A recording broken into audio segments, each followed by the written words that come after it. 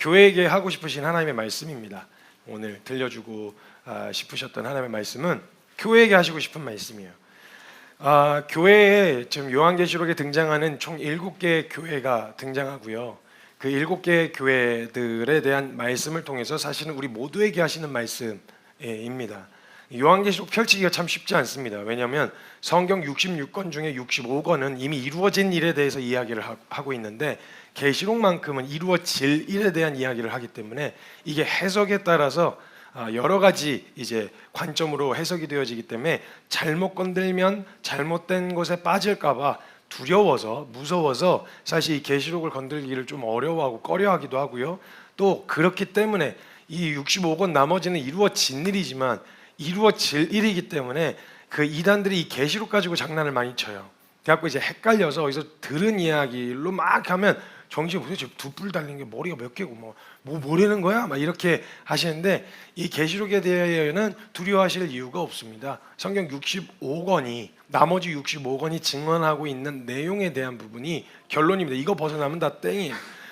한 가지 기억하셔야 됩니다. 성경 창세기부터 요한계시록까지는 전부 다 예수 그리스도에 대한 이야기입니다. 성경에 기록된 이야기도 그리스도가 필요한 존재가 되었음을 알리는 데서부터 시작합니다. 창세기 3장부터 죄에 대해서 이야기하죠. 그리스도가 필요한 존재가 되었다. 그리고 그리스도가 그 죄를 대속하셨다. 그럼 거기서 끝난 게 아니라 예수 그리스도의 생명으로 살아가게 되었다.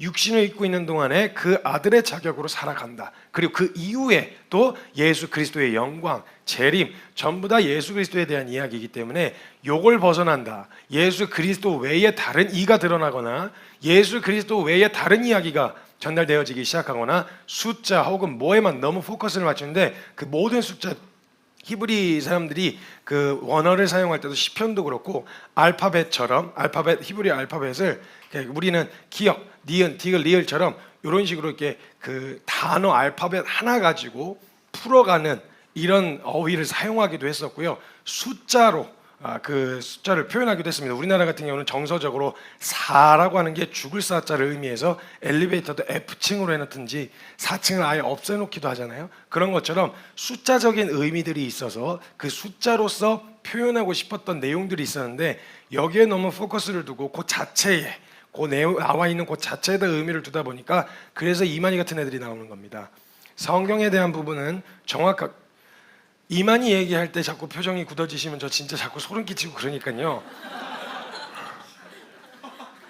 표정 관리 잘 하셔야 돼요. 이만희 돼지 같은 개들이 이제 그 표정 관리 잘 하세요. 예. 활짝 웃으셔야 됩니다. 이럴 때는 누구 한 개인을 인격을 모독하겠다는 말이 아니고요. 그 녀석이 하고 있는 이 장난질이 적어도 사람은 존중해야 되지만 그 놈이 하나님의 이름이나 예수님의 이름 가지고 장난을 치면 그건 존중에 대한 대상이 아니라고 생각합니다. 그래서 저는 고 이만희는 뭐 어른으로서 존중할 수는 없을 것 같아요. 어찌됐건 14만 4천이니 뭐 이게 666이니 해서 그 숫자 자체에다 너무 의의를 부여하면 그것을 통해서 이야기하려고 하는 내용에 집중을 못해요.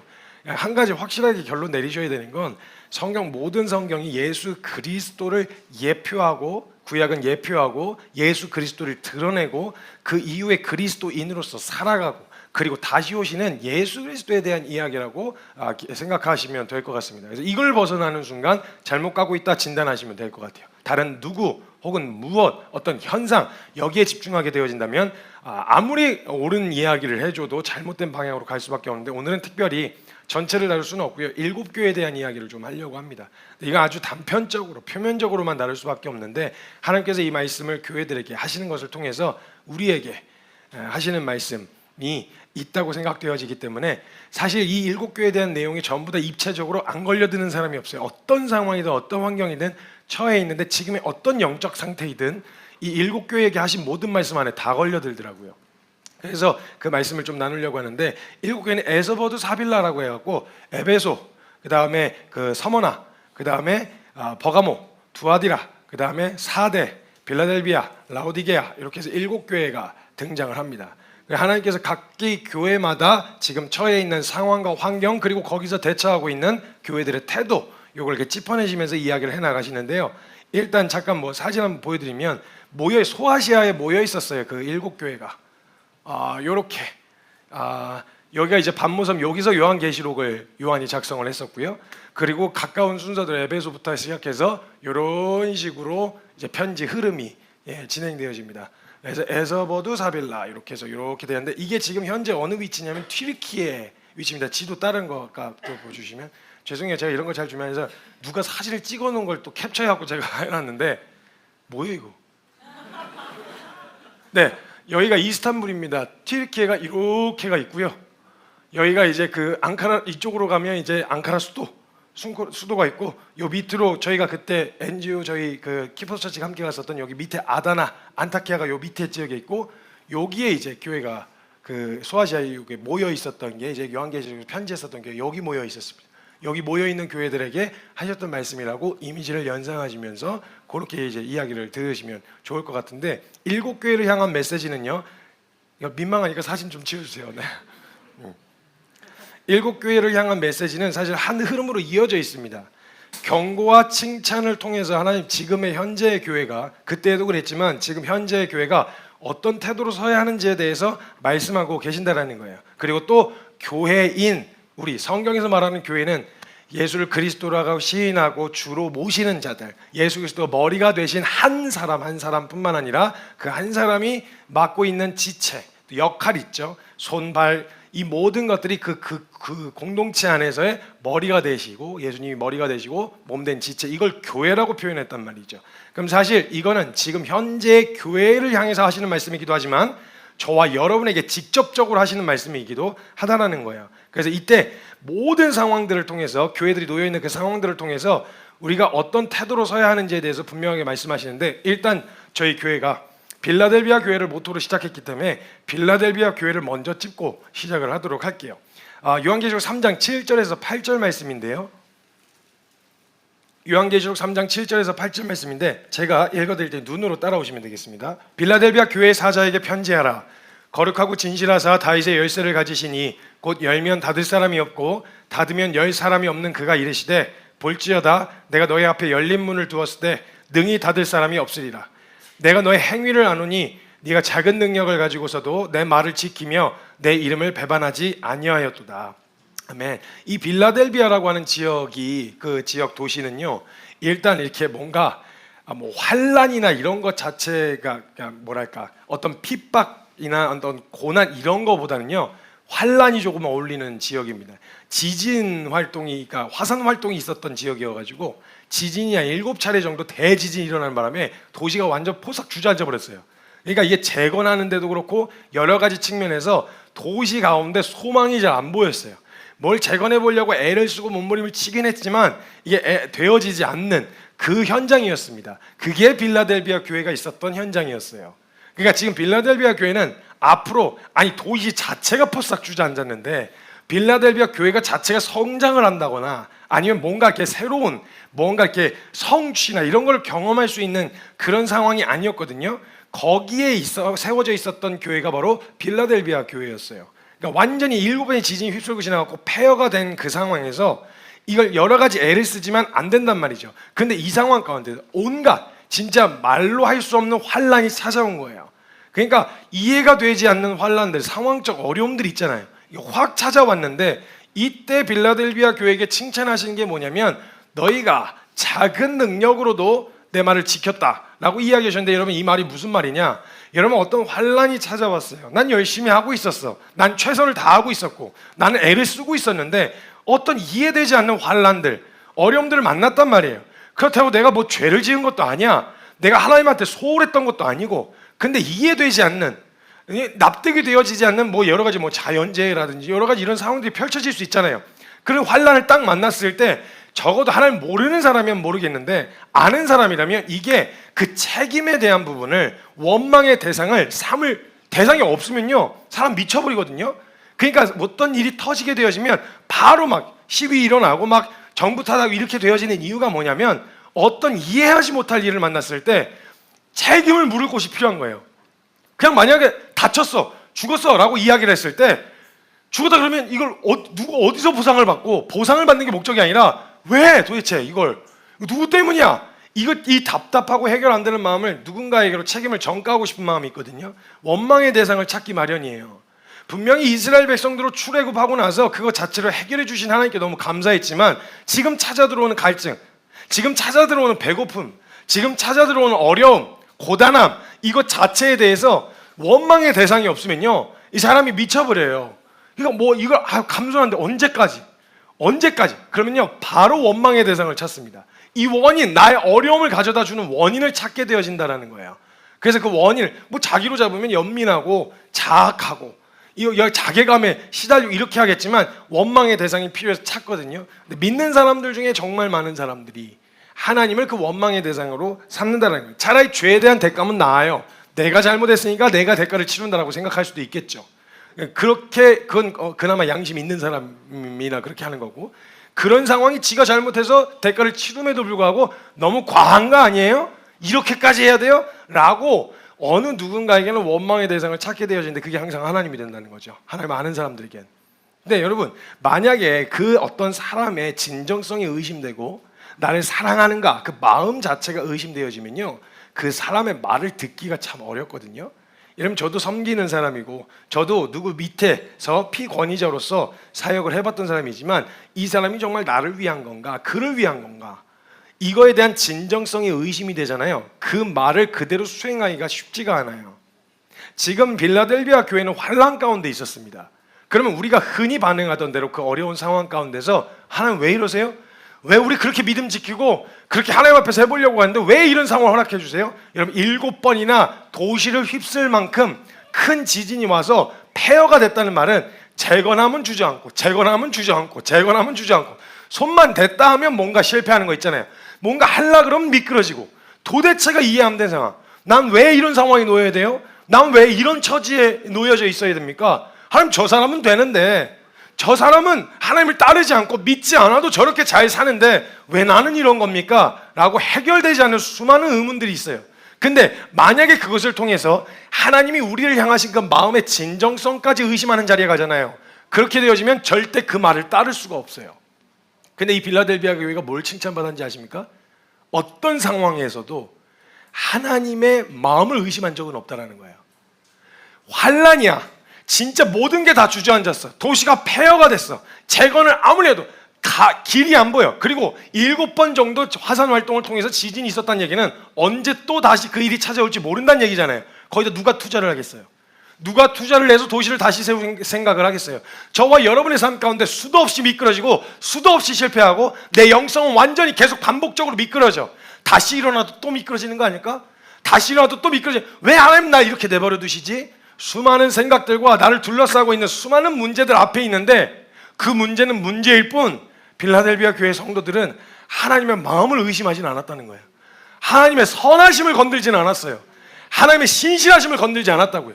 그걸 칭찬하시는 거예요. 너희가 그런 상황 가운데 놓여 있는데 너희가 그래서 하나님, 오히려 이 성도들은 죄송스러운 거 있죠. 하나님, 저희가 참 드릴 게 없네요. 저희가 상황이 이래가지고 가지고 온다는 게 주님께 기껏 한다는 게 제가 드릴 게 이것밖에 없네요. 그런 마음 들 때 있잖아요. 마치 다윗이 도망자의 삶을 살았을 때처럼 뭔가 해드리고 싶은 마음은 있어. 그래서 이 마음이 의심됐으면 차라리 원망하고 말 텐데 그 마음이 의심되지 않은 사람이 너무 좋아. 근데 상황상 여러 가지 환란이 그냥 한꺼번에 몰아닥쳐서 교회가 포싹 주저앉고 미래도 보이지 않아. 교회가 더 성장할 가능성도 없어. 근데 그 자리를 끝까지 지키고 있는 그 성도들이 하나님 앞에 주일날 나오면 초췌한 성도들만 나와가지고 초췌하게 거기서 간신히 살아가는 것조차도 힘든 그 사람 상황에 있는 사람들이 원망을 하는 게 아니라 나와왔는데 그 초췌한 모습으로 나와가지고 뭐 내세울 것도 없이 나와갖고 왔는데 헌금을 하든 주님 앞에 뭔가 봉사를 하든 뭔가 내어드리는 시간을 가질 때도 뭔가 가진 게 없어. 초라해. 그래서 그냥 하나님 앞에 너무 그냥 죄송스러워. 이것밖에 못 드리는 것 같아서, 내가 해드릴 수 있는 게 이것밖에 없는 것 같아서 너무 죄송스러워. 근데 그렇게 나온 그들의 모습을 보시면서 하나님이 보시는데 너희가 작은 능력으로도 내 말을 끝까지 지켰다. 이걸 너무너무 기뻐하시는 거예요. 난 너희가 가지고 그 환난 가운데서도 나를 의심하고 돌아서기를, 그냥 죄인이 자체의 본성이 그 마음에 하나님 두기를 싫어하는 본성 때문에 어떤 명분을 걸고 넘어져서라도 돌아서려고 하기 마련인데 너희는 그런 환난 가운데서도 왜 그 화산을 막지 않았냐? 왜 그 지진을 막지 않았냐? 상황의 탓을 하나님께 돌리면서 원망을 하는 게 아니라 너희가 나한테 나와서 내 마음을 의심하지 않고 작은 능력으로도 하나님의 말씀을 지켰다는 거예요. 어떤 불의한 리더가 무슨 일을 시켰을 때 우리는 그거 엄청 따져 묻지 않습니까? 뭐 입장에 따라 조금 다를 수 있겠지만 그렇게까지 불의할 일이 뭐가 있으며 우리가 솔직한 말로 그렇게까지 이렇게 막 살자고 해서 이렇게까지 막 해보자고 해서 모여있는 공동체 안에서 불의하면 또 뭐가 그렇게 불의하겠으며 억울하면 또 뭐가 그렇게 억울하겠어요? 그냥 뒤에서 누가 뒷담 막 갔다 뭐 요 정도? 그렇게 해봐야 그런 정도의 수준으로만 해도 이거 그 사람의 만약 불의한 권위자의 마음을 의심하게 되어지면 말끝마다 물을 거거든요. 왜요? 그걸 왜 해야 되는데요? 무슨 이유로요? 꼭 그렇게 해야 되나요? 신뢰가 안 되니까. 근데 지금 그 말을 끝까지 지키고 그 상황에서 버티고 서 있었다는 이야기는 뭐냐면 하나님의 말씀 때문이었다는 거예요. 그럼 이 사람들은 환난 중에서 하나님의 선하심을 단 한 번도 의심해 본 적이 없다는 거예요. 상황은 이래. 내 집이 포싹 주저앉았어. 모든 생활할 수 있는 기반이 포싹 주저앉았어. 가능성이 안 보여. 이 도시에 교회는 성장할 가능성도 보이지 않아. 근데 이들의 마지막 고백은 뭐냐? 그러나 하나님은 여전히 선하십니다. 그러나 여전히 하나님은 신실하십니다. 여러분 이 상황 가운데서 이 고백 가능하시겠어요? 하나님 그걸 보셨어요. 너무너무 기뻐하신 고백이었어요. 너희 정말 당연히 잘 나갈 때야. 하나님 믿었을 때 뭔가 쭉쭉 성장할 때야. 정말 계속 순차적으로 성장해 나갈 때야. 그렇지만 만약에 순차적으로 하면 당연히 하나님이지. 근데 갑자기 상황이 역전되어 거꾸로 처박히기 시작했어. 계속 올라갈 줄만 알았던 그 걸음이 그 길이 다시 거꾸로 미끄러져 내려오는 길이 되기 시작했어. 너 그런데 그런 상황에서도 여전히 너에게 하나님은 선하시냐? 너에게 하나님은 신실하냐? 이게 지금 도전이에요. 저에게 도전이에요. 그래 저희 실제로 시작할 때 정말 아무것도 없었어요. 아무것도 없는 그때 우리가 그 자리에 서 있다는 것만으로도 그 다른 이유가 없이 주님 때문이라고 하는 이유가 증명됐어요. 그런데 정말 감사하게도 그게 지금 뭐 다른 어떤 큰 단체 뭐 큰 교회 이야기하면 비교하면 뭐 그 크냐 뭐 이렇게 얘기할 수 있겠지만 꾸준히 새로운 분들도 오시고 꾸준히 여러 가지 상황적인 부분으로 많은 이들이 헌신하고 살겠다고 나아오고 있고 예배 때도 찾고 알려지고 이런 일이 일어나고 있는데 제 안에 그래서 이게 큰 두려움이에요. 정말 이제는 내가 스스로 그냥 거기만 있어도 그 현장에 그냥 가만히 있는 것만으로도 거기 있는 이유가 다른 이유가 없으니까 뭐 가능성이 있어서 있었던 게 아니니까 그때는 그냥 가만히 있어도 증명이 됐는데 여기서는 제가 의지적으로 증명하지 않으면 안 되는 거예요. 이제는 하나님 앞에 정말 내가 순전한 다른 이유 때문이 아니라 가능성 때문에 보여지는 어떤 열매 때문에 쫓는 게 아니라 저 정말 하나님 앞에서 주님 때문에 그 자리에 있는 것이냐라고 하는 이 질문과 도전 앞에서 증명해야 되는 상황이 되는 거예요. 점점 더 철저하게 그냥 흐름 탔으니까 사람들 그냥 오라고 막 동원하고 오게 나올 수 있는데 점점 더 문을 좁게 만들 수밖에 없겠더라고요. 정말 하나님을 향한 마음 때문이야? 진짜 예전에는요 사람 오기만 해도 아유 감사합니다 그냥 이 감사했어요. 처음에 단체 시작했을 때 사람 오기만 해도 막 너무 감사했거든요. 지금 감사하지 않다는 말이 아니라 그때는 진짜 볼 게 아무것도 없어서 그 마음이 너무 귀했어요. 야 진짜 말씀에 순종하고 싶어서라는 마음이 아니면 여기 어떻게 오냐? 뭐가 있다고? 무슨 가능성이 있다고? 그것도 오지 말라고 거의 다 막 재정 다 털어라 막 그냥 무기한이다 이런 걸 그렇게 제시하는데도 오는 거는 야 이건 뭐 다른 거 설명할 게 없다. 야 그냥 너무 고맙다. 야 너무 감사하다. 이런 마음이었어요. 근데 다른 이유 때문이라도 만약에 우리가 그런 어떤 사람들이 다른 눈으로 봐도 믿음의 눈이 아니라 다른 눈으로 봐도 들어올 만한 충분한 매력적인 조건들이 있어서라고 한다면 이거 걸러내기 위해서라도 좁아져야 될 수밖에 없는 거예요. 주님 앞에 다른 거 왜냐하면 그걸 키워서 흐름 타서 키우고 싶었던 생각을 생각하지 않았고 생각하지 않으려고 하지만 그 유혹이 왜 찾아 들어오지 않겠어요? 이걸 정직하게 오픈하고 하나님 앞에서 이거 같이 씨름합시다 라고 이야기하는 하나님 앞에서 이거 싸워야 되는 막 치열하게 붙들어야 되는 그런 상황에 놓여졌단 말이죠. 그럼 주님 앞에 그 질문 앞에 저를 세우시는 거예요. 너 이렇게 가다가 또 다시 거꾸로져서 너 다시 돌아가서 노가다라고 하셔도 너에게 있어 하나님은 선하시냐? 신실하시냐? 안 나올 만한 상황이 막 찬양하며 기뻐하듯이 할 수는 없겠죠. 무너진 집을 보면서 황폐해진 자신이 살던 터를 보면서 그 고백이 어머나 주님 선하십니다. 이야 한 방에 보내버리셨네. 훅. 이야 깔끔해 아주 깔끔해. 이야 이렇게 기쁨으로 나오진 않을 것 같아요. 저라도 쓴 눈물이 나오지 않겠어요? 막막한 거죠. 이제 어떻게 살아가야 되지 나 이제 어떻게 해야 되지? 막막한 그 현실에서 이 수많은 성경의 역사 가운데 이스라엘 백성들이 그 모든 원망을 하나님께 돌렸었는데 이 빌라델비아 교회 성도들은 그 무너진 터 현장에 모여가지고 쓴 눈물을 흘리면서 하나님의 선하심을 찬양하는 거예요. 멋있었어요. 하나님 그게 너무 기쁘셨던 거예요. 야 사랑하는 나의 교회 빌라델비아야, 흠잡을 게 없다. 야 책망할 게 없다. 너희가 작은 능력을 가지고서도 야 난 너희 교회가 가장 커. 내 눈에는 너희 교회가 가장 강해. 난 내 눈에는 너희 교회가 가장 순결해.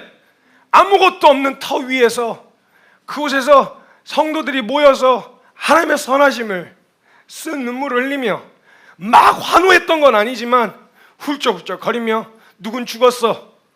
내 가족 내 친구가 누군 죽어나갔어. 모든 일은 그 아픔과 슬픔을 가지고 통해하는 마음을 가지고 나왔는데 누구도 하나님을 찬양하는데 막힘이 없는 거예요.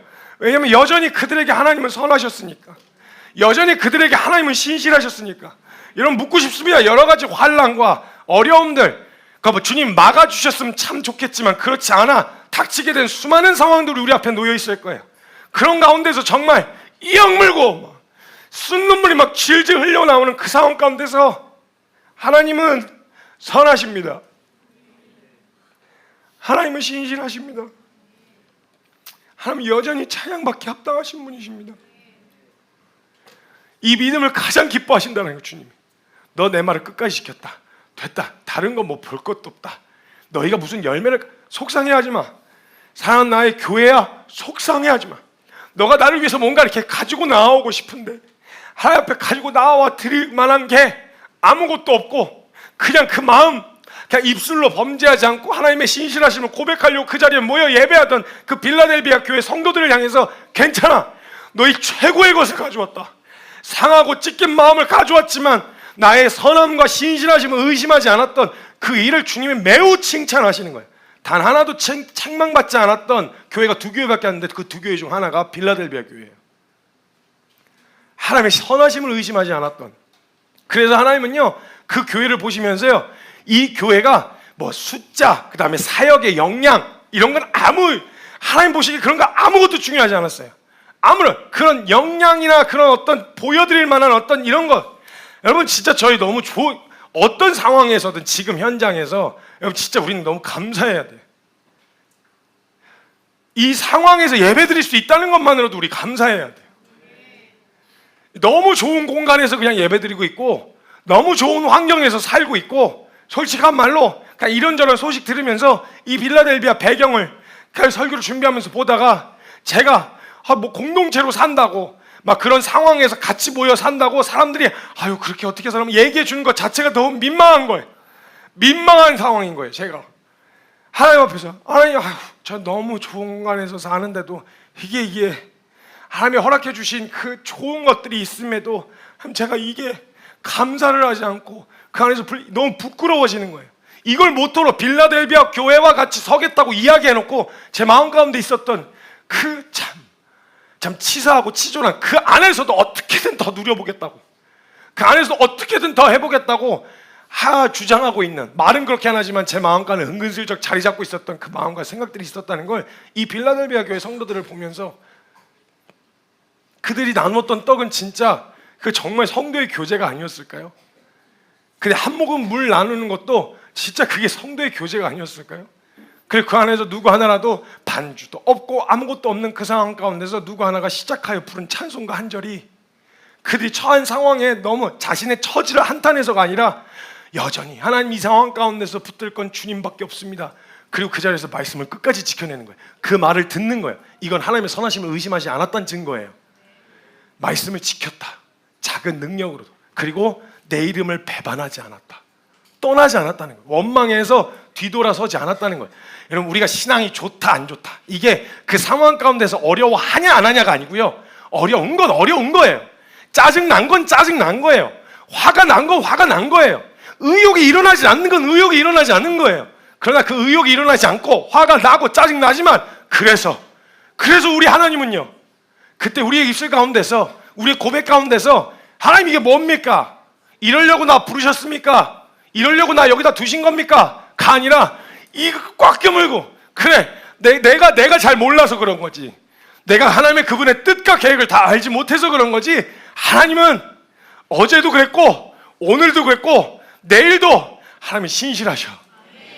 이걸 뱉어낼 수 있는 신앙, 이게 빌라델비아 교회였습니다. 이 믿음을 칭찬하셨어요. 그 믿음이 있는 교회가 빌라델비아 교회고, 그 믿음으로 살자고 시작한 게 다이제스고 키퍼스 처치입니다. 빌라델비아가 교회가 모토인데 우리 그런 성도님들 되셨으면 좋겠어요. 저는 함부로 축복하되 상황을 바꿔달라는 축복을 하지 않을 겁니다. 함부로 기도하되 상황을, 문제를 해결해달라고 기도하지 않을 겁니다.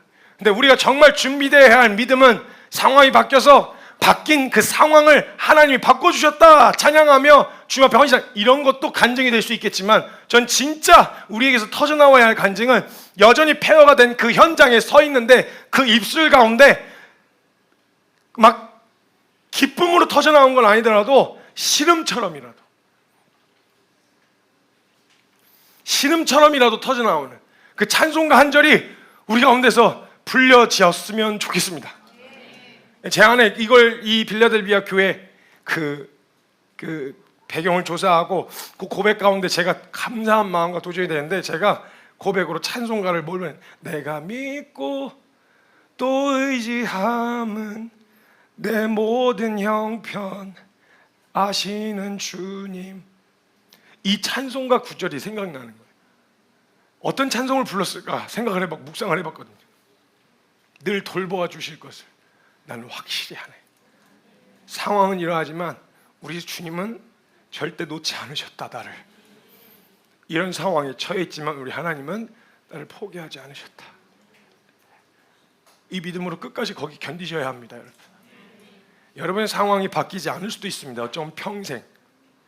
여러분의 환경이 개선되지 않을 수도 있습니다. 어쩌면 평생. 지금 이런 형편과 이런 상황 가운데 여전히 계속 살게 될 수도 있습니다. 평생. 그러나 우리 그 모든 가장 절망의 골이 깊은, 환경적으로는 솟아날 구멍이 보이지 않는 그 현장에서 불러지는 찬송이 전 가장 순전한 우리의 고백이 될 거라고 저는 확신합니다. 그때 이 약물과 함께 그 찬송을 불러내는 우리 키퍼스 처치 성도님들이 되셨으면 좋겠습니다. 이 빌라델비아 교회였습니다. 다른 교회의 핵심은 많은 사역과 사회의 역할이 아니라, 능력의 크고 작음이 아니라, 사이즈의 크고 작음이 아니라 하나님의 말씀을 지키고, 지키는 그 말씀을 붙들고 상황에 굴복하지 않는, 하나님의 이름을 배반하지 않는 그 교회가 정말 하나님이 기뻐하시는 교회, 가장 큰 교회라고 저는 확신합니다. 여러분, 큰 교회, 작은 교회는 없습니다. 사람의 숫자의 비율은 역할의 차이입니다. 여러분, 큰 대형 교회를, 우리가 생각하는 큰 대형 교회를 뭐라고 하실 이유가 없어요. 그 교회는 그 교회가 감당해야 될 일이 있습니다.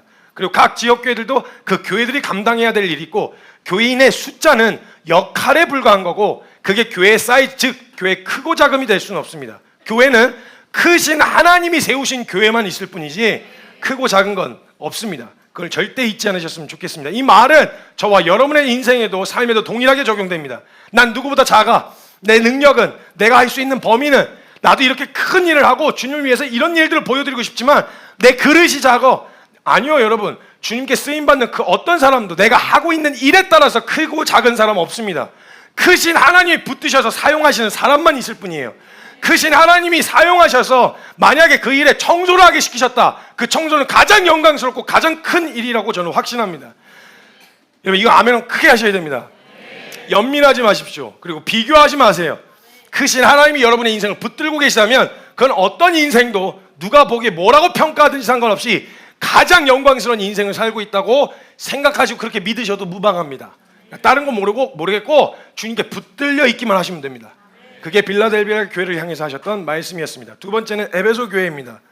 에베소 교회는요, 이 교회는 바울이 굉장히 공을 많이 들였던 교회였습니다. 이건 설명이 필요 없어요. 그때 환경은 너무 여러 가지 상황과 굉장히 중요한 도시였었기 때문에 여러 가지 잡다한 우상들과 여러 가지 상황들이 놓여 있었던, 그 막 세속주의와 이런 것들이 난무하고 있었던 그런 상황에 놓여 있었던 곳이었는데, 바울이 공을 엄청나게 들여서 전도 여행 때도 그랬고, 그리고 3년 정도를 머무르면서 그곳에서 가르치고 그들을 세워서 여기는 아주 쟁쟁한 리더들이 많이 나왔습니다. 훌륭한 성경교사들이 많았어요. 사도 바울, 디모데, 아볼로, 브루스길라, 그 다음에 그 아볼라라고 하는 그 사람도 나중에 에베소 교회로 초빙이 돼서 그걸 가르칠 수 있는 영적 리더들이, 이 걸걸한 리더들이 이 에베소 교회를 섬기고 거쳐갔었어요. 그리고 이 교회가 그렇게 세워져서 아주 주변에 있는 다른 지역 교회들도 세우는데 굉장히 일조를 많이 한, 굉장히 기독교 교회의 확장에 있어서 중요한 역할을 감당했었던 게 에베소 교회였습니다. 굉장히 공을 많이 들였고, 그 이후에 소아시아 지역으로부터 모여든 사람이 그쪽으로 모여드니까 복음을 전하고 골로새, 라오디게아, 히에라볼리 등의 교회를 세우는데 협력하고 일조했어요. 그래서 이 선교 사역의 결과로서 에베소 교회는 예루살렘과 안디옥에 이어서 제3의 기독교 중심 도시가 되어졌어요. 굉장히 활발한 사역과 굉장히 공을 많이 들여서 탄탄한 교리와 이론들과 여러 가지 사람들이, 이렇게 걸걸한 사람들이 배출되던 곳이었어요. 완전히 상반됩니다, 빌라델비아 교회하고 이 에베소 교회는. 그래서 이 사람들은요, 진짜 그 배운 그대로를 실제로 하기 위해서 온갖 여러 가지 이론들과 수많은 교리들, 왜냐면 우상이 어마어마하게 판을 치고 있었어요. 그 지역 자체가 어마어마하게 판을 치고 있었기 때문에 수많은 교리와 이론들이 난무하고 유대교까지 막 합세해가지고 유대교를 설파하고 있는 이 상황 가운데서 에베소에 세워졌던 교인들은요, 사도 바울의 눈물겨운 헌신과 눈물겨운 가르침으로 교리에 대하여만큼은, 하나님의 말씀과 예수 그리스도에 관한 지식에 대하여만큼은 정말 철저하게 자리 잡았어요. 공을 많이 들였거든요. 그래서 분별해내는 능력이 탁월했어요. 사도 바울이 정말 꼼꼼하게 티칭했나 봐요. 그래서 사소한 어떤 것도 허용하지 않고, 다른 어떤 거 허용하지 않고 그 이단들과 거짓 선지자들을 분간해내고, 그리고 정말 적극적인 열심으로 여러 가지 사역과 열매들을 맺어갔던 교회죠. 그 이후에 그 교회를 통해서 다른 교회들이 세워진 것만 봐도 대단한 사역과 열매를 맺었었던 그 교회였다는 걸 우리가 알 수 있다는 거죠. 그래서 하나님도 그들의 노력은 칭찬하십니다. 행위와 수고, 그리고 인내, 악한 자들과 타협하지 않는 담대함, 거짓 선지자를 분간하는 분별력, 또 참아내는 인내와 담력, 주의 사역을 위한 부지런함, 교회의 너무 중요한 요소임이 분명합니다. 근데 행위와 멋지게 일어난 태도들, 그리고 지금까지 그게 정착이 되어져서 이제는 정말 안전하게 그런 영역들이 이렇게 자리 잡게 되어진 그 상황 가운데 놓여져 있었어요. 근데 그 모든 것들이 형식이 되어버린 겁니다. 그 처음에 그 말씀을 지키기 위해서 몸부림치면서 거짓 선지자들을 걸러내고 이단들을 분별해내고 부지런했고 노력했고 애썼고 힘써서 모든 행위와 노력에 있어서 덕이 되고 주변 교회들까지 이롭게 하는 너무 좋은 역할을 감당하긴 했으나, 이게 그 마음을 잃어버린 채 형식만 남아버린 겁니다. 남아버리니까 이제는 어떻게 되냐, 부지런해야 하니까 부지런하는 겁니다. 교회 일을 해야 되니까 교회 일을 하는 거예요. 걸러내야 되니까 걸러내는 거예요. 이전에는 예수 그리스도를 붙들어야지, 주님 때문에 라고 하는 그 모든 이유로 부지런했고, 주님 때문에 걸어갔고, 주님 때문에 걸러냈고, 주님 때문에 분별했고, 주님 때문에 지켜냈고, 주님 때문에 열심히 일을 했고 주변 교회를 살렸는데, 이제는 그 마음을 싹 한 40여 년 지난 다음에, 기록되어진 일이니까 40여 년 정도 지난 그 다음에 그 에베소 교회에 이게 정착이 돼버렸어요. 그래서 주님 때문이 아니라도 얼마든지 부지런할 수 있는 거예요. 주님 때문이 아니라도 얼마든지 교회 사역 열심히 할 수 있는 거예요. 주님 때문이 아니라도 그냥 정서적으로 거짓 선지자들이 분별해낼 수 있는 능력을 갖추게 되어진 거예요. 다른 어떤 이유가 아니라, 주님 때문이라는 이유가 아니라 다른 이유로도 얼마든지 행위, 수고, 인내, 타협하지 않음, 담대함, 분별력, 담력, 부지런함, 이 모든 것들을 할 수 있는 상황 가운데 놓여지게 되어졌다는 거예요. 그러니까 하나님이 그 모든 게 처음 시작되어졌던 이유가, 여러분, 그래서 한국교회 안에 일어난 지금 진행되고 있는 한국교회 시스템이요, 그 원래 내용으로 보면 문제 삼을 거 아무것도 없어요. 누구는 교회 주보에다가 헌금한 사람 이름을 정리 많이 이러는데, 그거 정말 정직하게 이 헌금이 헌금답게 쓰여졌습니다라는 걸 드러내려고 왜냐면 현금으로 들어오는 일이 많으니까 눈먼 돈이 많아서 허투루 쓰여지거나 잘못된 용도로 쓰여지는 경우가 너무 많으니까 누가 얼마 했는지에 대한 통계가 나와서 그거에 대한 액수로 나중에 통계 보고를 할 때, 회계 보고를 할 때 이게 일치합니다를 증명하기 위해서 기록했대요. 전 그거 무슨 위화감 조성하려고 누가 솔직히 그런 걸로 위화감 조성해서 하려는 사람도 있긴 있어요. 덧뜨내려고 하는 사람 있겠죠. 그러나 진짜 본래의 목적과 이유는 다른 이유가 아니었대요. 하나님 앞에 정직하고 싶어서 그런 것들은. 근데 딱 하나예요. 딱 하나. 그렇게 세워진 교회의 시스템들이에요. 그래서 당회가 존재하는 거고 혼자 독재가 아니라 그래서 함께 의사결정을 하게 되어지고 연약함을 인정하고 하나님이 맡겨주신 역할이 있지만 혼자 다 감당할 수 없다는 걸 초대 교회에서도 알아서 말씀과 기도에 전무할 수 있는 역할을 맡겨주고 그게 막 높은 사람이다가 아니라 그 역할을 맡겨주고 나머지 집사와 장로들을 세워서 그 나머지 일들을 함께 처리해가는 공동체가 유기적인 연합을 이루라고. 혼자서는 안 되니까, 혼자서 지켜낼 수도 없고 혼자 분별도 안 되니까 그래서 해오라고 만들어놨던 모든 시스템들이었더라고요. 보니까 하나하나 보니까. 근데 딱 하나야. 딱 하나. 그 모든 시스템이 그걸 세웠던 이유와 목적을 상실해버리면, 그 형식으로만 나오면 그때부터 독이 됩니다. 같은 형식인데 목적을 잃어버리면 독이 되는 거예요.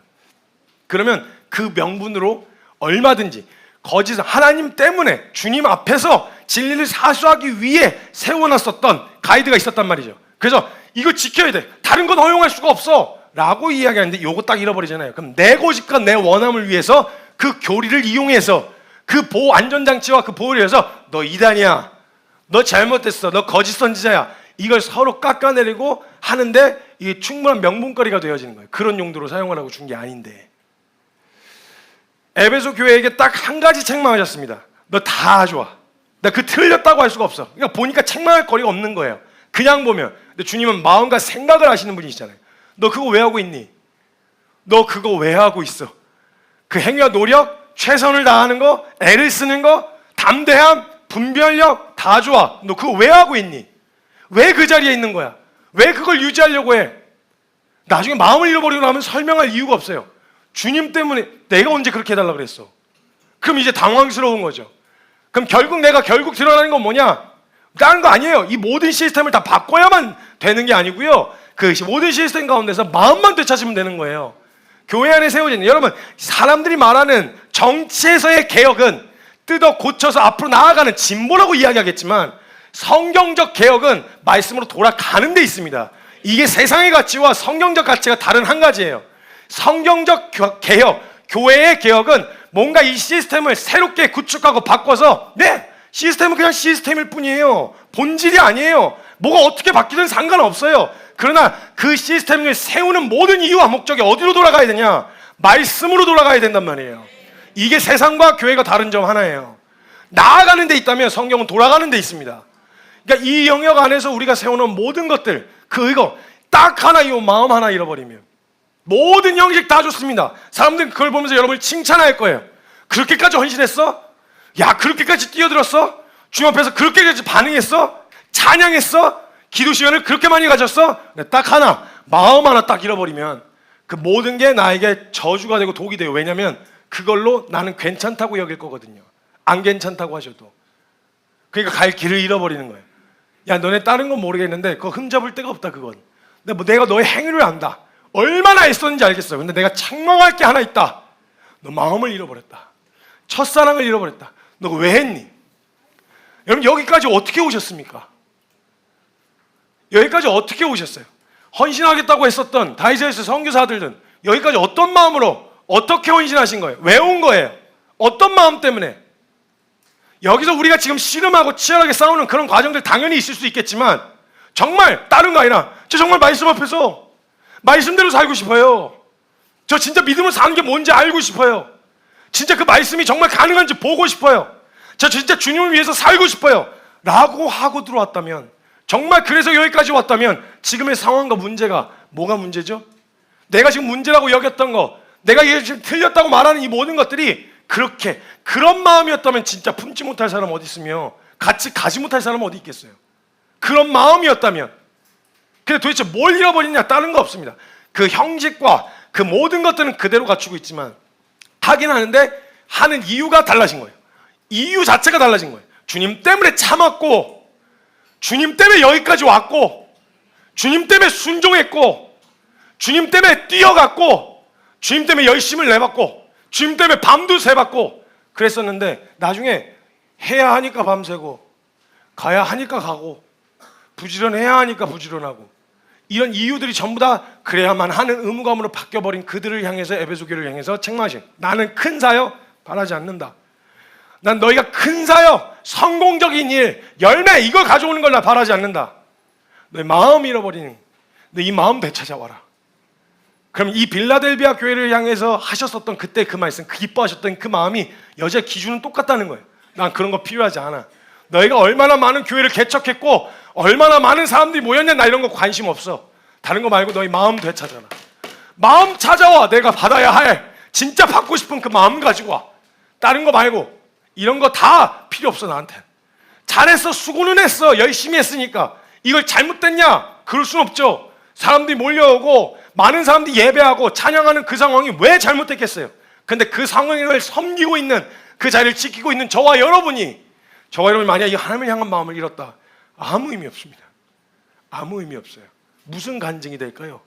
그래봐야 결국 우리가 애쓰고 노력해서 교회 하나 키웠다, 우리가 열심히 했더니 이렇게 됐더라, 그냥 세상살이 하면서 성공한 사례 하나 나누는 것밖에 되지 않지 않겠어요? 여러분, 우리 모든 과정 가운데 매 순간마다 키프서치는 어떻게 여기까지 왔습니까? 물을 때 그 모든 대답이 처음부터 하나님의 은혜였고요, 과정도 은혜였고요, 여기까지 온 것도 하나님의 은혜였습니다. 설명이 안 돼. 이 고백은 성장했을 때만 아니라 성장도 물리적 성장을 말하는 거예요. 그게 아니라 처박힌 그 상황까지 똑같은 고백 나올 수 있어야 돼요. 하나님이 인도하셨고, 하나님 말씀에 순종했고, 하나님이 인도하셔서 하나님의 은혜로 여기까지 오게 하셨습니다. 언제까지 이 상황이 유지되고 지속될지는 좀 알 수 없겠지만, 그 상황 가운데서도 저희 하나님의 신실하심을 의심하지 않습니다. 버티고 서는 그 마음 하나, 무슨 설명이 그렇게 많이 필요해졌습니까? 주님 때문이라고 하면 언제든지 뛰어들 수 있었던, 여러분, 주님 때문이라고 하면 어떤 일도 감수할 수 있었던, 분명 그때 뜨거웠던 그 마음이 있었지 않습니까? 뭐가 이렇게 설명이 많이 필요해지고 그걸 이해하고 가야 되는데, 주님 나를 구원하시고 날 사랑하셔서 주님 앞에 나올 수 있게 허락해 주신 것만으로도 평생 영광 할렐루야 하면서 그 길 따라갈 수 있을 충분한 이유가 되는데, 무슨 이유가 그렇게 많이 필요해졌습니까? 제가 하다가 이야기를 나누다가 나 왜 이렇게 설명이 많아졌지? 왜 이렇게 설득하려고 애를 쓰지? 나 왜 이렇게 설명하고 이해 납득시키는데 에너지를 쓰고 있지? 이 일을 왜 해야 되냐면, 이 일을 이렇게 하면 이런 유익이 있기 때문이야. 아니요, 그런 유익이 없어도 주님 때문에 얼마든지 갈 수 있었던 게 우리의 원래 마음 아니었습니까? 그 마음을 잃어버린 걸 되찾아오라고 하시는 거예요. 너 첫사랑 잃어버렸다. 첫사랑 잃어버렸어. 되찾아와. 한 가지 책망할 것이 있는데 너 처음 사랑을 잃어버렸다. 그래서 어떻게 하라고 하시냐? 처음 하던 대로 해라. 너 이거 지금 형식적이고 막 갖춰진 거 이거 다 됐어. 이거 안 해도 돼.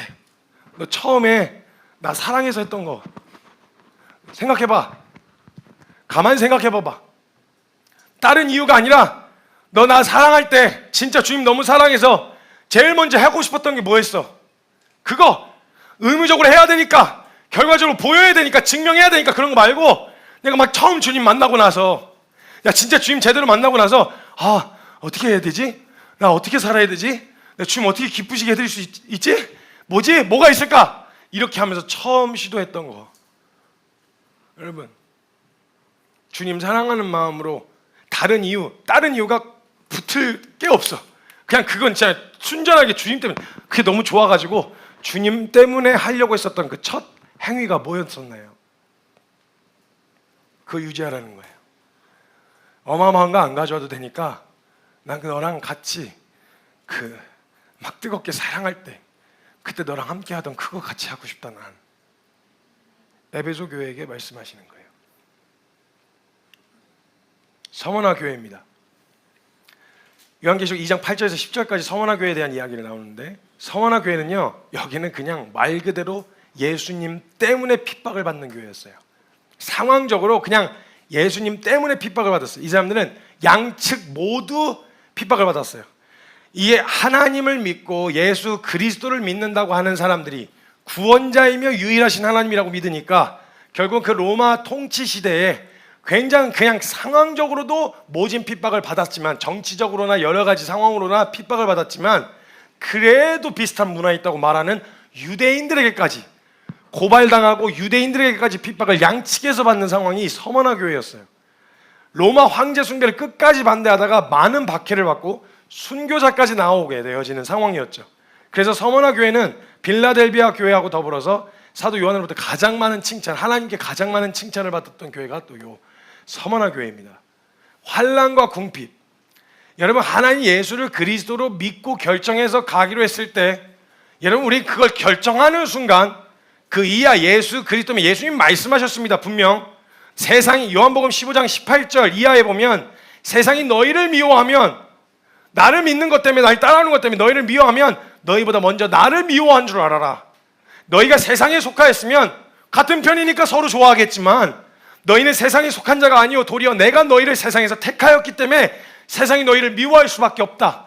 이거 알고 시작하는 게 그리스도인의 삶입니다. 여러분, 예수님 때문에 받는 불이익, 예수님 때문에 받는 어려움, 이것 자체는요 우리에게 이상한 일이 아니라 당연한 일입니다. 어쩌면 그거 없이 괜찮은 게 오히려 이상할지도 몰라요. 우리가 만약에 세상에 속하지 아니하였고 하나님께 속하였으면 세상은 미워할 거라고 하셨어요. 근데 만약 우리가 이 세상을 살아가고 있는데 세상에서도 인정받고 교회에서도 세상에서도 인정받고 주님에게서도 인정받는다, 여러분 없어요. 그런 건 없습니다. 세상에서 인정받는 거 세상의 감정, 그들이 원하는 요구에 충족됐다, 이 말은 어쩌면 그들과 어느 정도는 타협하고 있는 거 아닌가 돌아보고 점검해야 된다는 거예요. 미움을 받을 수밖에 없어요. 왜냐하면 그곳에 속해 있지 않으니까. 일상생활은 같이 살 수 있을지 몰라요. 근데 가장 결정적인 순간에는 전혀 다른 선택을 하는, 이해하지 못할 결정을 하는, 교회를 보면 세상은 이해 못해요. 왜 저래? 왜 그렇게까지 하는 거야? 라고 어려워하고 힘들어하고 오히려 미워할 거란 말이죠. 근데 만약 우리가 세상에서도 박수를 받고 있다, 인정을 받고 박수를 받고, 저는 뭔가 민폐를 끼치고 무례하게 함으로 인해서 욕을 먹는 건 비난입니다. 고난이 아니라, 제가 늘 말씀드리지만 비난받을 건 비난받아야 돼요. 잘못한 건 물의를 일으켰거나 이런 것들은 당연히 비난을 받아야 되지만, 예수 그리스도를 진짜 제대로 따르기로 결정했으면요 세상이 이해 못하는 건 당연합니다. 이상한 게 아니라 당연한 거라고요. 이걸 기이하게 여기거나 이상하게 여기실 일이 아니라는 거예요. 이들은 당연하게 받아들였어요. 서머나 교회는 당연했어요. 따르기로 결정할 때 우리 이미 그 환난이 찾아오고, 환난뿐만 아니라 그냥 예수 그리스도 때문에 이쪽 저쪽에서 믿었던 곳에서 뒤통수를 받고, 이 믿었던 사람이 배신을 하고 수없이 서로를 고발하는 그 두려운 상황 가운데 놓여져 있는, 딱 걸리잖아요. 그럼 바로 끌려나가는 거예요. 바로 참수, 바로 사자밥, 바로 화형, 그냥 끌려나가는 게 불보듯 뻔한 상황 가운데서 이 사람들이 결정한 결정은 뭐였냐면, 끌려갈 때 안쓰럽긴 해, 안타깝긴 해. 사랑하는 사람이 지금 이렇게 끌려나가면 그 다음 날 몰래 모이고, 그 다음에 또 몰래 모여서 보면은 한 사람 한 사람씩 줄어들어. 어디 갔어요? 주님 품에 안겼습니다. 주님 만나러 갔습니다. 안타깝긴 해. 그 막 이 땅에서 다시 볼 수 없는 아픔에 눈물이 흐르기도 하지만, 그러네요. 얼른 우리도 빨리 그 날에 우리 주님 나라에서 볼 수 있었으면 좋겠네요. 그리고 숨죽여 예배했었던 이 서머나 교회예요. 당연하게 생각했어요. 그들의 주림과 모진 환난, 이 세상의 가치를 따르지 않는 교회에게는 여러분 피할 수 없는 길입니다. 여러분, 이건 당연하게 이 길을 선택하기로 결정했다고, 그리스도로 살기로 결정했다 말하는 자에게는 지금 일어나지 않는 지금이 당연한 게 아니라 이게 오히려 이상하고, 우리의 마음은 그런 일이 일어날 수 있을 때라도 그런 일이 일어나는 걸 알면서도 가려고 결정하는 게 바로 그리스도인의 삶입니다. 그러니까 이상할 게 아무것도 없어요. 저와 여러분이 걸어가는 길 가운데 당황할 일도 없어요. 그것까지 결정하고 가는 길이 이 길이기 때문에 당황할 일이 없다, 이 말이에요. 세상에서도 인정받고 하나님께도 인정받는 삶이 과연 있을 수 있을까 싶은 거죠. 세상에서 세상의 가치로 인정받고 하나님께는 하나님 나라의 가치로 인정받는 이러한 삶, 그런 삶은 저는 존재하지 않는다고 생각합니다. 자신의 정욕도 얻고 주님도 따르는 그런 부르심은 성경 어디에도 나와 있지 않습니다. 성경 분명하고 단호하게 이미 이야기했습니다. 더도 말고 덜도 말고 뺄 것도 더할 것도 없이 누구든지 날 따라오려면 남녀노소 불문하고 부유하냐 가난하냐 뭐 상관없이, 그리고 돈이 많냐 적냐 똑같은 말이군요. 건강하냐, 건강하지 않냐 상관없이, 장애가 있냐 없냐 상관없이 주님 따라오려면, 날 따라오려면 자기 부인하고 십자가 지고 따르라고 하셨던 이 말씀은 지금까지 다 한 번도 예외 없이 타협 안 하셨습니다. 주님이. 그건 오늘날에도 주님을 따르기로 결정한 모든 성도들에게 동일하게 외쳐져야 될 외침입니다.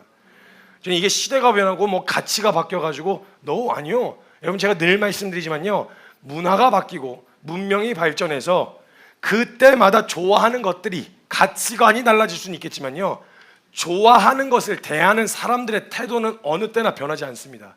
내게 가장 최고의 가치가 있는 것을 대하는 건요, 가장 소중하게 생각하고 거기에 시간과 열정과 에너지를 들이는 걸 아까워하지 않는 것처럼, 내게 만약 주님의 최고의 가치라면요, 이전에 반응했던 반응이나 오늘 반응해야 될 반응이나 전혀 다르지 않다고 저는 확신합니다. 그래서 같은 이야기 외쳐도 무방해요. 전혀 상관없습니다. 시대에 덜 떨어진 얘기요? 예수님 따라가는데 십자가 지고 자기 부인하고 가란 얘기가 시대에 덜 떨어진 이야기라면 그건 누굴 쫓고 있는지 잘 분별하셔야 돼요. 무엇을 쫓고 있는지. 세상에서도 인정받고 하나님께도 인정받는 그런 삶은 없습니다. 우리는 다른 거, 세상에서도 어쩔 때는 그 노력한 애씀을 결국은 인정받는 날이 올 수도 있어요. 동경한다. 와, 진짜 그렇게까지 했어? 대단하다, 대단해. 이런 건 받을 수 있다고 생각해요. 있을 수도 있죠. 그거 별로 중요하지도 않고, 우리는 결국 우리의 믿음은 주님 앞에서 인정받으면 되는 거예요. 주님이 괜찮다고 하시면 괜찮은 거예요. 세상의 가치는 전혀 이해할 수 없는, 교회가 추구하고 살아가는 하늘의 가치를 인정하게 되어지는 것이면 모를까, 세상의 가치로도 인정받고 하늘의 가치로도 살 수 있는 그런 길은 없습니다. 정반대의 길인 거예요. 어쩌면 사람들은요, 이 세속적인 가치를 유지한 채로 그걸 걸어가는 사람을 보면 안쓰러워 보일 수도 있어요. 아니요, 베드로가 외쳤습니다. 주로 가는 성도들에게 너희 영광스러운 길이다, 영광스럽게 걸어가라 라고 당당하게 이야기했던 것처럼, 저도 만약에 저와 여러분이 예수 그리스도 때문에 받아야 될 일을 받게 되어진다면 저는 얄미우실 수도 있겠지만 박수 쳐드리겠습니다. 혹시 만약에 저에게도 그러한 일이 생기거들랑 어떻게 이러지 마세요. 갈 길을 간 거니까 박수 쳐주십시오. 같이 격려하고 또 같이 응원하고 그렇게 함께 걸어 나아가는 그런 교회가 되어야 한다는 겁니다. 그래서 그 가운데서 다른 게 서문화 교회에서도 해당되듯 환란이 너희 앞에 있을 것이나 예수 그리스도 때문에 받게 되어지는 환란은 교회에게 축복이며 복인 것을 잊지 마셔야 됩니다. 그 자리에 끝까지 견뎌 죽도록 충성하는 게 가장 부유하게 사는 겁니다, 여러분. 죽도록 충성하는 거. 모든 것을 가진 자의 삶. 그래서 끝까지 그 자리에서 견디는 자들에게 생명의 면류관을 주신다고 약속하셨습니다. 버티셔야 됩니다. 견디십시오. 버가모 교회입니다. 12절부터 16절까지 나와 있는 버가모 교회는 완전히 세속적인 가치에 다 휩쓸려 버렸어요. 모든 우상이 난무하고 있었을 때 예수도 하나님도 그냥 신 중에 하나로서 온갖 다원화, 그냥 세속주의, 온갖 우상 숭배, 황제 숭배 다 가능해. 하나님도 숭배해, 예수님도 숭배해, 다 숭배해. 그리고 만약에 이걸 허용하고 가이사 숭배, 즉 그 황제 숭배를 하지 않을 때는 곧바로 끌려가서 죽는 거였거든요. 근데 그걸 완강하게 거부했던 다른 사람들은 이 잡신을 섬기는 거니까 이 신도 섬길 수 있고 저 신도 섬기고 다 할 수 있는데, 문제는 하나님을 섬기는 사람과 그리스도를 쫓는 사람들은 유일하시며 이분 외에는 다른 구원받을 만한 이름이 없다고 믿는 사람들이기 때문에 이걸 거부했을 시에는 끌려나갔단 말이에요. 그럼 딱 하나, 하나님도 섬기는 거잖아요. 예수님도 섬기는 거잖아요. 그런데 섬기면서 다른 것도 그냥 깔짝깔짝 살짝만 신용만 해주면 이거 얼마든지 안전하게 할 수 있는 상황에 놓여 있다 보니까 수많은 사람들이 다 거기에 타협했어요. 수많은 사람, 완전히 세속적 가치와 거기에 언제 목에 칼날이 떨어질지 모르는 위기와 고문, 죽음. 그래서 이때는요, 만약에 가이사에게 숭배하지 않으면요, 황제 숭배를 안 하면요, 우리가 요즘 말로 하면 유권자 박탈, 그러니까 시민권 자체를 박탈해 버리는 거예요. 일반적인 생계가 안 된다고요. 지금도 동일하게 그런 나라들이 많아요. 종교는 아니라 기독교만 적어놓으면 기본적인 모든 혜택이 다 받지 못하게 되어지는, 공무원 자리에도 가지 못하는 일가 친척 전부가 그런 상황 가운데 놓여져 있기 때문에, 그런 상황에서 많은 사람들이 못하겠다, 안 되겠다, 야 뭐야 하지 말란 건 아니잖아. 하나님도 해, 예수님도 해, 근데 여기도 해, 가이사랴 숭배도 해, 황제 숭배도 하라고 다 해. 하지 말란 건 아니니까 오케이. 이렇게 온갖 난잡하게 다 뒤죽박죽 섞여 있었던 그때 놓여 있었던 게 이제 버가모 교회였습니다. 근데 그 상황 가운데서 감사하게도 이름을 직접적으로 거론을 하시는데요, 거기에 안디바라고 하는 사람이 있었는데, 그 안디바라고 하는 사람이 그 상황 가운데서 그 정말 믿음을 끝까지 지켜내는 절대 타협하지 않고 딱 하나 양보하고 그냥 넘어가면 얼마든지 그냥 그렇게 살 수 있는 기회들과 조건들이 다 갖춰져 있었는데 그거 한번 타협을 할 수가 없어서 참아 끝까지 믿음을 지켜낸 안디바와 같은 충성스러운 종들이 거기 남아 있었다고 이야기하세요. 여러분, 만약에 이 버가모 교회에 기회가 주어졌고 하나님 포기하지 않는 시선을 떼지 못하시는 이유가 있다면 온갖 난잡한 여러 신 중에 하나에 불과한 버가모 교회라고 불리우기도 어려운 그런 상황 가운데서 하나님이 버가모 교회에 눈을 떼실 수 없었던 이유는 안디바와 같은 한 사람 때문이었을 거예요. 그 자리를 끝까지 지키고 있었던 고린도와 같이 음란하고 타락한 도시 한복판에서도 아볼로라고 하는 사람이 거기를 지키고 있었던 것처럼 이곳에 안디바와 같은 사람들이 있었기 때문에 그것을 포기하지 않으셨다고 믿어요. 저는 그 한 사람이 되셔서 그 공동체에 서셔야 된다고 저는 믿어요. 그런데 이곳에서 우리가 이곳에서만이 아니라 우리가 속한 공동체가 또 어딘가에 있겠지만 그 현장에서 안디바와 같이 괜찮아, 예수도 좋아, 하나님도 좋아, 돈도 좋아, 이것도 좋아, 다 좋아 라고 이야기하는, 그래서 그런 것만 피해를 보지 않는다면 예수고 뭐고 다 얼마든지 할 수 있지. 오늘은 제가 군대에서 그걸 경험했거든요. 그걸 봤거든요. 햄버거 준다, 기독교야. 피자 준다, 불교야. 그 다음에 뭐 치킨 준다, 천주교야. 그래서 가서 세례를 다 받으면 그걸 주니까요. 차마 그 세례에 대한 이야기를 하면 제가 계속 마음이 좀 어려운데, 그 세례는 저는 그 세례의 의미를, 진정한 의미를 알기 전까지 받지 말라 그러셔갖고 세례를 못 받았었거든요. 근데 그 상황에서 진짜 유혹이 되는 거 있죠. 세례를 하는 현장에서 진중 세례식을 하는데 깜짝 놀랐어요. 제가 한 1000여 명 정도가 모여가지고 훈련소에 있었는데 거기서 세 팀이 목사님, 장로님 해갖고 이렇게 목사님들끼리 이렇게 세 팀이 나눠서 마이크로 성부, 성자와 성령의 이름으로 세례를 주노라 하면서 세례를 머리를 맞박을 찍고 다음 제가 거기 얹혀서 같이 받고 싶진 않더라고요, 세례를. 근데 가서 세례 받는 거 아무 의미, 그냥 머리 한번 축축한 거 머리 한번 털고 가가지고 햄버거 대리버거, 그 대리버거. 근데 여러분, 이 대리버거 별로 별 가치가 없어 보이겠지만요, 훈련소에서 대리버거는요, 밭에 감추인 보아와 같은 거 정사 있잖아요. 그 현장에서 대리버거란 그런 우리가 생각하는 형편없는 그냥 가장 싼 버거가 아닙니다, 여러분. 그때 그 대리버거는 어떤 것과도 비교할 수 없는, 진짜 제가 유혹이 되더라니까요. 그냥 먹어? 그냥 막 해?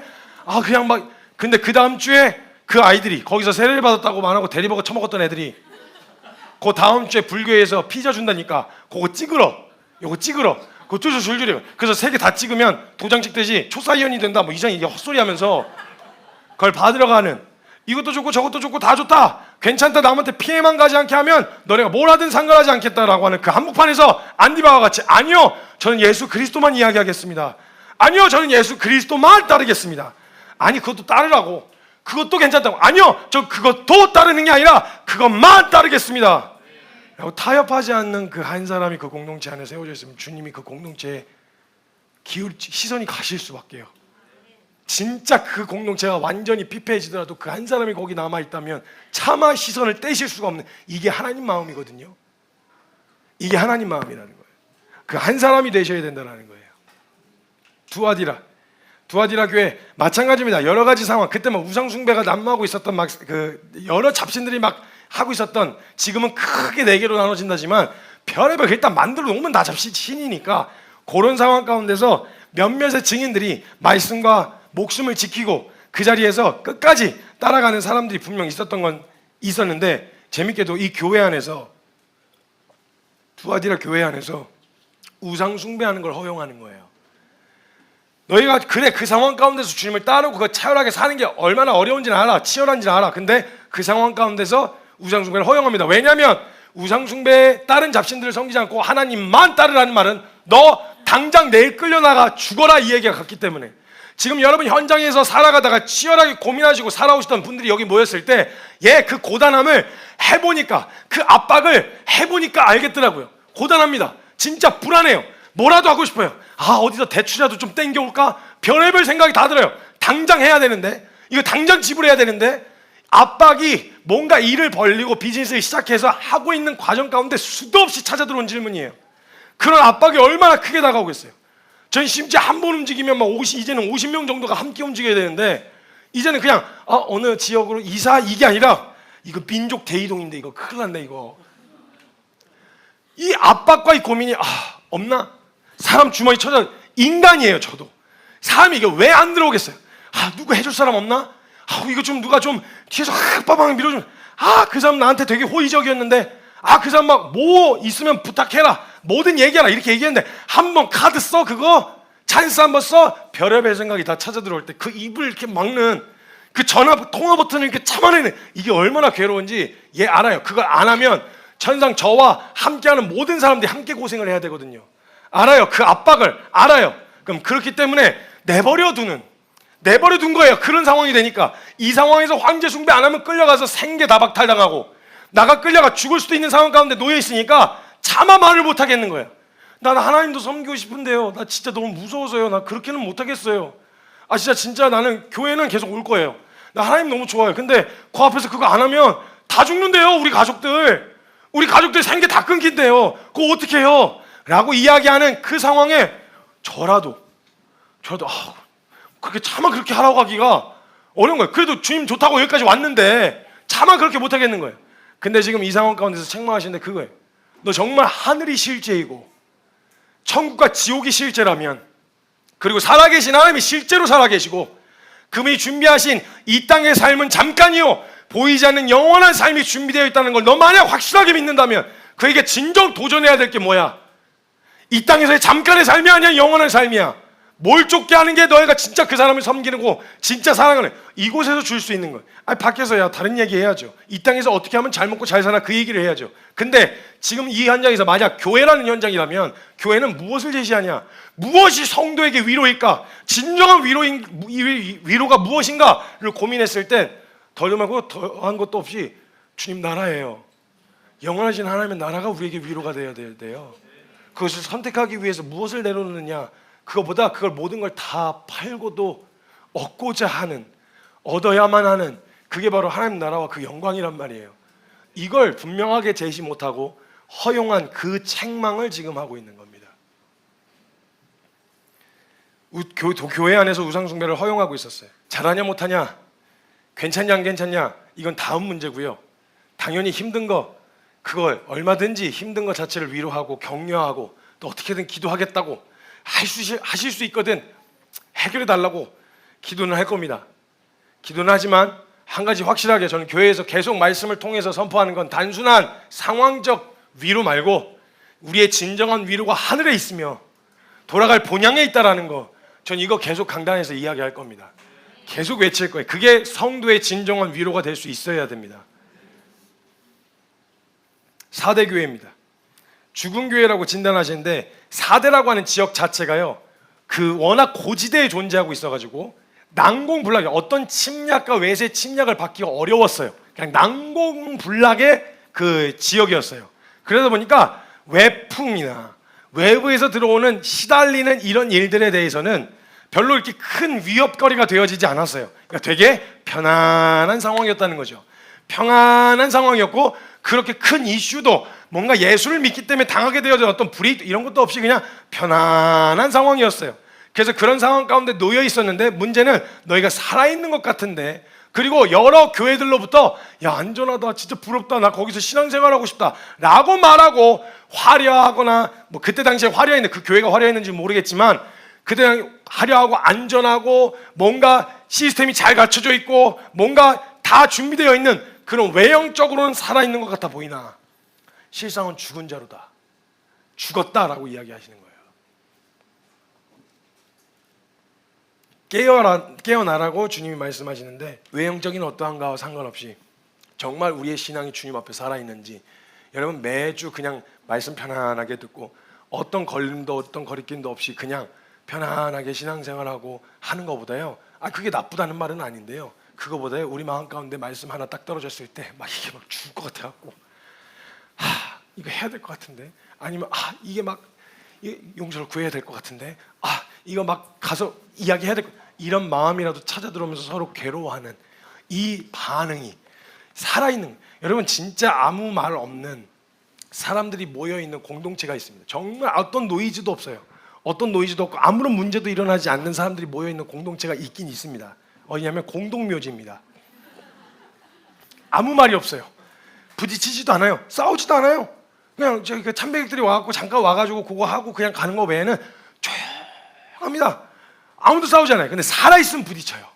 부딪히고요, 깨지고요, 막 찔리고요, 이런 걸 겪어요. 그걸 절대 이상하게 생각하시면 안 됩니다. 교회 안에서 당연히 여러 가지 성격이 맞지 않고 가치관이 다르고 여러 가지 이슈들이 있을 수 있죠. 그것 때문에 뭐 어렵다, 그것 때문에 뭐 어려운 건 어려운 거고 살아있으니까 그런 거죠. 부대끼는 거예요. 부딪히는 거예요. 그러나 교회는, 살아있는 교회는 그것만 가지고 살아있다고 말하는 게 아니라 그 모든 부딪힘과 그 모든 어려움 가운데서 해결책과 솔루션이 말씀이어야 하는 거예요. 현실적이지 않은 것 같아 보이지만 교회에서 말씀이 가장 현실적입니다. 여러분, 성경에서 뭐라고 하라고 하셨지? 이때 어떻게 하라고 하셨지? 이때 우리는 어떻게 해야 하나님이 가장 기뻐하시는 선택일까를 말씀에서 찾고 그게 실제로 우리에게 솔루션이 되는 살아있는 교회가 되어야 합니다. 여러분, 사대교회의 책망을 통해서 우리가 돌아봐야 할 거, 여러분 정말 우리 교회 안에서 말씀이 적용되고 있는가? 이 사람과의 관계에서 말씀이 적용되고 있는가? 이 사람 때문에, 말씀 때문에 다가가기도 하고 다가가지 않기도 하고 쓰기도 하고 쓰지 않기도 할 수 있는가? 이게 지금 사대교회를 통해서 우리에게 지적하시고 말씀하시는 내용입니다. 살아있는 것 같아 보이나 죽은 거.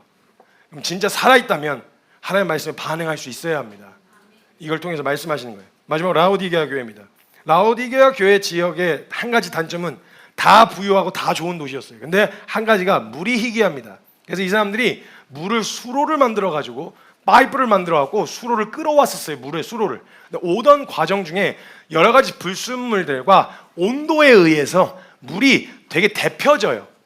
물이 이상한 따뜻하다고 하기도 좀 그렇고 그렇다고 차다고 하기 진짜 애매한 정도의 농도로 이게 물이 데펴져서 흘러 들어오게 됩니다. 그러다 보니까 거기 안에 있었던 그런 그 불순물들의 맛이 그대로 살아나는 거예요. 아싸리 차면 맛이 안 느껴지잖아요. 아싸리 뜨거워도 맛이 안 느껴지고요. 근데 식으면 느껴지잖아요. 그래서 펄펄 끓을 때 싱거운 것 같은데 소금 팍 넣고 나면 식고 나면 음식이 확 짜지잖아요. 이것처럼 뜨거울 때나 차가울 때나 이럴 때는 잘 분간이 안 가는데 그 미적지근한 상태로 하니까 이 불순물들의 맛이 올라오게 되니까 물을 먹다가 막 으악 하고 토해내고 개원해는 이런 이슈들이 실제로 있었는데 그걸 인용해서 지금 라오디게아 교회의 신앙을 책망하시는 거예요. 너희 신앙 뜨겁든지 차갑든지 둘 중 하나이라. 어중간하게 걸쳐 있는 걸 믿는 것도 아니고 안 믿는 것도 아닌, 제가 늘 말씀드립니다. 앉으려면 앉든지 쓰려면 쓰든지 적당히 앉아 있는 게 제일 힘든 겁니다. 여러분, 이러고 기마 자세로 한번 버텨보시죠. 이거 되나? 못 버텨요. 아싸리 한쪽으로 엎어지자니 불안하고 아싸리 저쪽으로 하더니 뭔가 내려놔야 될 것 같고 다소 두렵고 이런저런 이유 때문에 어중간하게 걸쳐있는, 반만 걸쳐있는 신앙을 책망하시는 게 바로 라오디게아 교회입니다. 부족함 없고 절박함이 없어서 더 이상 그렇게까지 찾지 않아도 돼. 그래서 제가 늘 말씀드리지만 상황적 부요함이, 경제적 부요함이 기회는 될 수 있어도 그게 절대 복이 될 수 없는 이유입니다. 안 찾아요. 부유하니까 찾질 않는 거예요. 그러니까 경제적 부흥을 하나님이 대한민국을 축복하셔서 허락하신 일이다 라고 말하기에는 이릅니다. 그건 복이 될 수 있는 기회일 수도 있고 저주가 될 수 있는 기회가 될 수도 있는 거예요. 근데 그것이 우리가 정말 하나님 뜻대로 잘 사용되어지면 복이 되겠지만 그렇지 않으면 저주라고요. 복이 아닙니다. 이때 부유했어요. 부유했기 때문에 그렇게까지 절박하지 않았어요. 하나님을 찾을 필요도, 그렇게까지 간절하게 매달릴 이유도, 그렇게까지 말씀을 집요하게 지켜낼 이유도 전혀 없었던 상황이었단 말이에요. 근데 이때 하나님께서 그 배부름과 풍족함이 다인 것 마냥 주님이 계시지 않는 궁핍을 체감하지 못하는 라오디게아 교회를 통해서 너희 진짜 메말라가는 거야. 그거 너희 지금 겉으로는 부유한 것 같아 보이지만 너희 영혼은 썩어가고 있다고. 날 찾아야 된다. 그 간절함에 대해서 지적을 하시는 거예요. 뜨겁든지 차갑든지 아싸리 돌아서든지 아싸리 주님 따르든지 둘 중에 하나해라. 이걸 분명하게 지적하고 이야기하시는 거예요. 그리고 그것을 회개하고 돌이켜라 이야기하시는 거예요. 뜨뜻미지근한 신앙이 회개해야 될 죄목이라는 거예요. 여러분, 성경에서 지금 이야기하시는 라오디게아를 통해서 말씀하시는 게 뭐냐? 뜨겁든지 차갑든지 둘 중 하나해라. 미적지근한 건 돌이켜야 될 죄다 라고 지금 성경에서, 이건 제가 얘기한 게 아니에요. 여러분, 저를 이상한 눈으로 쳐다보지 마세요. 제가 얘기한 게 아니고 성경에 있는 이야기를 그대로 할 수밖에 없어요. 돌이키라잖아요. 지금 회개하라잖아요. 이게 뜨뜻미지근한 어중간한 걸 신앙이라고 생각하고 그걸로 위안받고 있다. 교회 출석하는 정도로만. 전 교회에서 무슨 사역을 하라는 말이 아닙니다. 여러분, 정말 주님 앞에서 어떤 태도로 서야 되는지는 저 여러분이 이미 어느 정도 분별이 되셨을 거라고 생각하고 드리는 말씀이에요. 뜨뜻미지근한 건 회개하라. 돌이켜야 될 죄다. 말씀하시는 거예요. 이 교회를 통해서 하나님이 우리에게 말씀하시는 이 말씀들이 오늘날에도 반모섬에서 계시를 통해 보았었던 이 메시지들이 오늘날에도 동일하게 우리에게 적용되어야 될 메시지가 될 줄 누가 알았겠어요. 마지막으로 꼭 이 말씀 마무리하면서 꼭 외치고 싶었던 말씀 뭐였냐? 이 모든 말씀을 적고 난 다음에 요한이 했던 말이었어요. 귀 있는 자는 성령이 하시는 말씀을 들을지어다. 이것이 여러분 심령 가운데 성령 하나님의 은혜로 새겨지고 들려지고, 지금 내가 어떤 일국교회 상황 가운데 어떤 상황에 놓여 있든지 여러분에게 하시는 하나님의 말씀이 들려지기를 주님의 이름으로 축복합니다. 제가 잠깐 같이 좀 기도합시다. 저는 교회로서는 결국 빌라델비아 교회에 집중할 수밖에 없었어요. 왜냐하면 그거 하나님이 정말 기뻐하시고 정말 바라셨던 교회가 빌라델비아 교회였으니까, 또 그것을 모토로 우리가 시작하기로 하고 달려오기로 했었으니까요. 근데 그 빌라델비아 상황과 제가 그냥 그 말씀만 봤다가 어떤 상황에 놓여 있었는지 그 배경을 조사하고 또 들여다보는데 그 말씀이 다르게 다가오기 시작하는 거예요. 내 말을 끝까지 지켰다. 끝까지 내 이름을 배반하지 않았다. 뭔가 진짜 솟아날 구멍이 없는 상황 가운데서 뱉으면 악다구니만 나올 것 같은 그런 상황들이 있잖아요. 그런 상황 가운데서도 와, 어떻게 이렇게 순전하게 하나님의 신실하심을 의심하지 않고 뭔가 대단한 고백을 했거나 사역을 보여드렸다고는 성경에 기록되어 있지 않아요. 근데 끝까지 하나님의 말씀을 지켰다. 너무 멋있고 부러웠어요. 끝까지 지킬 수 있는가가 저에게 가장 큰 두려움이었거든요. 근데 제가 대화를 나누다가 항상 그 걱정스럽게 이야기해 주시던 분들이 성경에 일찍 핀 꽃이 일찍 진다 뭐 이런 얘기를 종종 하셨었어요. 조심하라 이야기인데, 일찍 사역을 시작한 터라 말씀을 전하고 돌아다닌 자리에 일찍 서게 되어지고, 그러면 그거에 취해서 돌아다니다가 일찍 진다, 조심해라 뭐 이런 얘기를 해주셨어요. 항상 그게 두려움이었거든요. 근데 한 목사님하고 이야기하는데, 성교사님을 꽃이라고 보지 마시고 나무로 보시면 어떨까요? 나무는 시간이 지날수록 깊어집니다. 일찍 어린 나무냐 아니냐 이건 전혀 상관없습니다. 계절에 따라서 피기도 하고 날씨에 영향을 받는 꽃이 아니라 날씨와 상관없이 그 자리를 지키는 나무로 생각하시면 어떨까요? 그 큰 위로가 되더라고요. 이 말씀을 준비하면서 한 가지 너무너무 감사했었던 게 있었어요. 여러 가지 상황에 다 저도 걸려들더라고요. 한 가지는요, 하나님이 그 교회들에게 말씀하셨다는 거였어요. 말씀하시는 하나님, 말씀하시는 하나님. 책망이든 칭찬이든 다 말씀하셨던 하나님이었어요. 제가 이제는 그만, 똑같은 얘기 그만하고 싶다. 이제는 더 이상 얘기 안 한다, 못하겠다. 저 스스로가 생각할 때 하다가 이거 듣는 사람도 얼마나 지루하고 얼마나 짜증나고 답답하겠나 싶어서 같은 얘기 안 할란다, 그만할래, 더 이상 얘기하지 않을, 못하겠다라고 이야기를 생각을 하고 진짜 안 할 생각이었어요. 나 이제 더 이상 그 이야기 안 해. 난 됐어, 난 안 해. 요렇게 두 손 두 발을 들고 안 하려고 했었어요. 저도 사람들에게 그 듣기 좋은 소리 해가지고 사람들이 너무 좋아해주는, 그냥 보면 감동, 위로받. 그냥 막 그 영상에 보면 저도 그런 따뜻한 말 잘할 자신이 있거든요.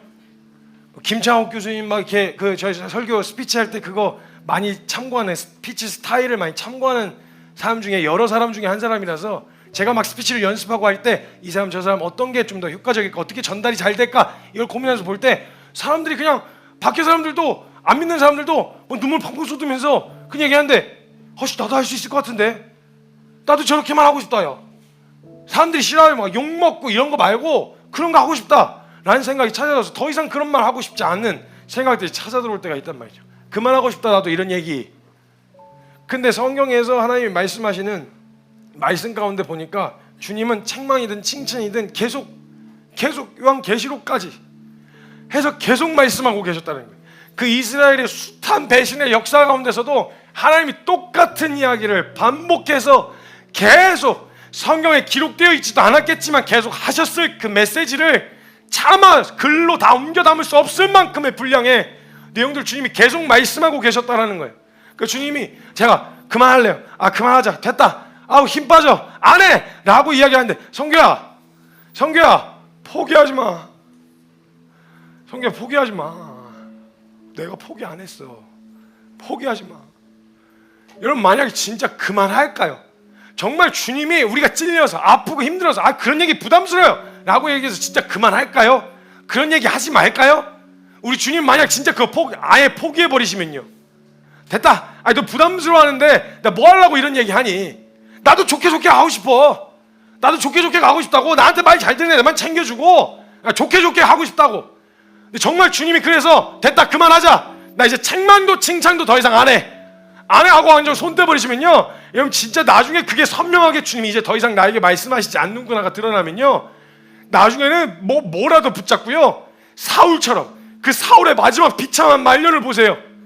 마지막 귀신이라도 좋으니까 좀 말씀 좀 해주세요 하나님. 붙잡고 물고 내려져가지고 책망도 좋아요. 내가 후드러 맞아도 좋으니 징계여도 좋으니까요, 하나님 나에게 뭐라도 한마디라도 좋으니까 한마디만 해주세요. 나를 좀 보고 있다고 한마디만 해주세요. 이게 여러분 이게 사라지는 날이 촛대로 옮긴다는 말로 경고가 되어 있어요. 여러분 아직까지 대한민국 땅 가운데 우리 한국교회 안에 하나님을 향해서 우리 서되 진짜 타협 없이 이거 서자라고 말씀해 주신 그 말씀을 지금까지 주님이 해주신다는 거, 이거 감사해야 돼요. 진짜 감사해야 돼요 여러분. 이거 우리 살피고 계시다는 증거예요. 저도요 관심 없으면 징계 안 해요. 책망 안 한다고요. 그냥 뭐 해라, 갈 길 가라, 내 인생 아니니까. 근데 주님이 안 돼, 붙잡아 세우시고 책망하시고 질책하시는 이것들이 여러분 은혜라는 거 절대 잊으셔서는 안 됩니다. 하나님 말씀하여 주십시오. 하나님 제 막혀있는 이 귀를 열어주십시오. 닫혀있는 이 마음을 열어주십시오. 그래서 주여 성령이 하시는 말씀을 우리가 들을 수 있도록 주님 우리를 책망하여 주시고 우리를 일깨워 주십시오. 여러분 어떤 말씀이든 오늘 들으셔야 합니다. 칭찬이면 칭찬 들으셔야 되고 책망과 징계면 징계 들으셔야 됩니다. 그것이 우리에게 살 길이고 은혜입니다. 여러분 귀 있는 자들 성령이 하시는 말씀을 들을지어다. 주여 우리의 눈과 귀를 열어 주시옵소서. 하나님이 하시는 말씀을 우리 가운데 부어 주시옵소서. 그 간절한 마음으로 기도할 때 사랑하는 주님의 이름 간절하게 한번 그 입으로 짓고 통성으로 기도합니다. 주여